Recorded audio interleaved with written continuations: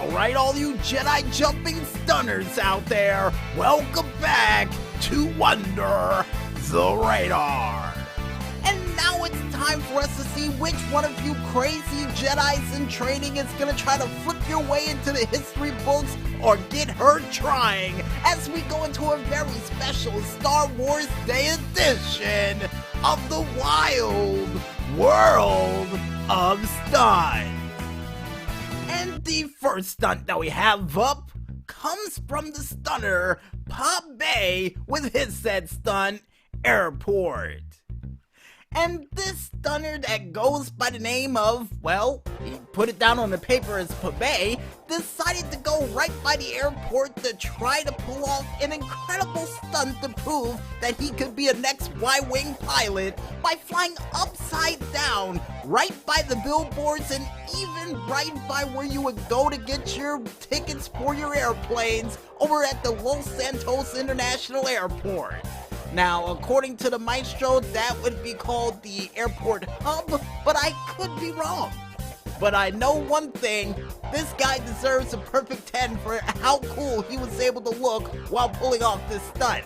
And not to mention, with little to no room for error, definitely a thumbs up in my book, and according to everybody else, theirs as well. Nice! And the next stunt that we have up comes from Hakuchu Stunt Kill with their said stunt, Project 14, or Project 14. And I got a feeling that I know the reason why in the world he decided to call it Project 14, because this guy decided to project himself directly into the air, right by where the wind farm is, and just leap into the skies with his white adder that cost him well over $1 million to land right directly on the top of one of these wind farm electric saving devices on all four wheels. Like what, maestro? Like a glove?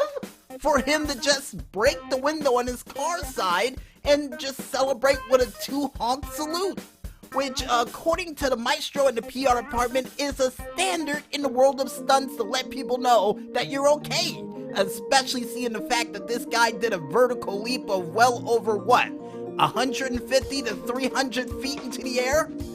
Very impressive, especially with that little amount of speed on his first take. Really impressive. And the next stunt that we have up comes from the stunner Tyrosin or Tosayan Dite with his said stunt, Stylax Al Max. And I got a feeling that probably translates to style to the max. Not too entirely sure. Either way, this involves a man or alien creature that goes by the name of James.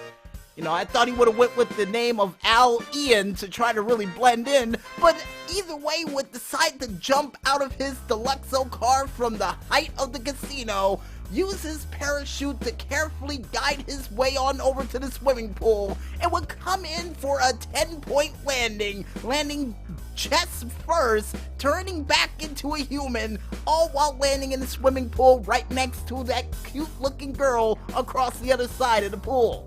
And the second he landed in there would say, "Hey, what's up?" And I'm not kidding, that's what the girl told us from her eyewitness reports. And according to the doctors, the only thing this guy suffered because he was only half alien was bruised ribs. And the bruised ribs cleared themselves up on their own because, well, like we said before, he's half alien. So what, does that mean he's like Kyle XY? I guess so. And the next stunt that we have up, and I got a feeling this guy wishes he was half alien as well, a new Yate with his said stunt, Physics.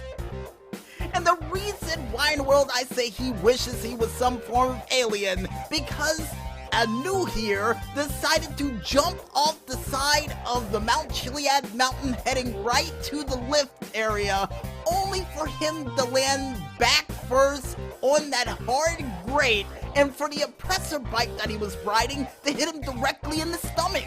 And his friend, I don't know what his name was because it wasn't even described down here on the paper, and it might be in some alien code, may have had some form of midichlorians on his side during this said stunt, because when he tried to land on that same place that the other guy landed on, next thing you know, he would bounce into the air, spin around in a 360 formation, only to land on the ground, on his feet, on both feet, I guess. Like what, Maestro? Like a glove? I'm seriously confused about this one. How in the hell was he able to pull that one off?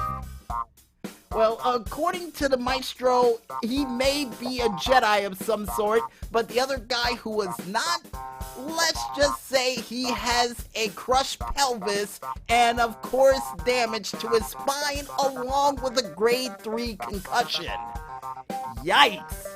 Man, I bet he wished he had some form of alien powers. I really do.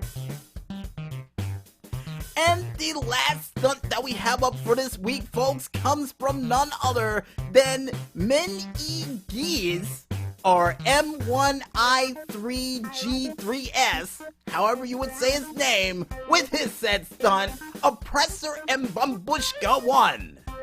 And this guy, who goes by the name of General Orlovsky, decided to test out the Bambushka by having his trusty assistant, Wang, fly right behind him with an oppressor plane to see if he could land inside of the Bambushka while it was going at max turbine speed.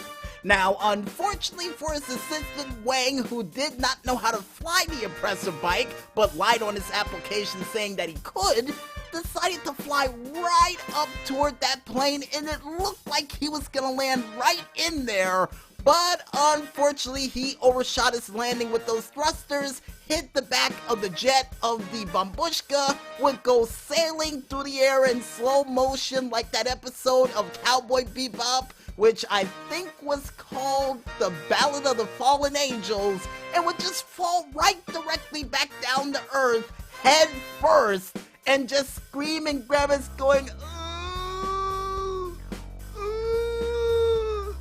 and apparently the pilot didn't hear it because he was listening to Danger Zone by Kenny Loggins. Right. Well, Doc, what sort of damage we got for this week for this guy? Oh, he broke his spine. Simple enough. Oh, and a skull fracture because he wasn't wearing a helmet, and along with that, he broke both his shoulders and his right arm upon impact. Jeez. And they're now telling me he got the whole fractured skull prior to hitting the ground because he hit his head directly into the back of a jet engine. Does he have any burns?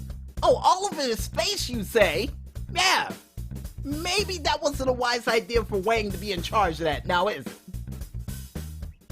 And if you guys want to check out any other crazy and zany stunts of people trying to get themselves maimed for unnecessary fame, you can head on over to the Rockstar Socialclub page, only known as socialclub.rockstargames.com, and just click ever so lightly on that video page to check out which one of these crazy stunners is going to try to use all the midichlorian count in their systems to prevent themselves from getting hurt like these guys did.